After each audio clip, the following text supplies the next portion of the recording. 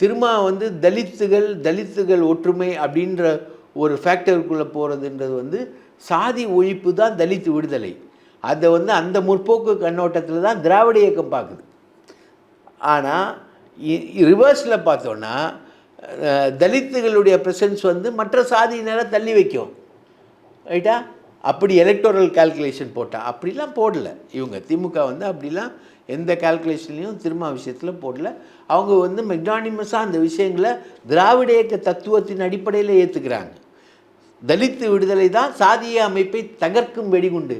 எப்படி மார்க்ஸ் சொன்னாரோ, முதலாளித்துவத்தை தகர்க்கும் வெடிகுண்டான தொழிலாளி வர்க்கத்தை முதலாளித்துவ வர்க்கம் தன் வயிற்றிலேயே பிரசவிக்கிறது அப்படின்ற மாதிரி இந்த சாதிய அமைப்பை தகர்க்கும் வெடிகுண்டை வந்து தலித்துகளுடைய எழுச்சி என்பது சாதிய அமைப்பை தகர்க்கும் வெடிகுண்டு அப்படின்னு அண்ணா நினைச்சார், பெரியார் நினைச்சார்.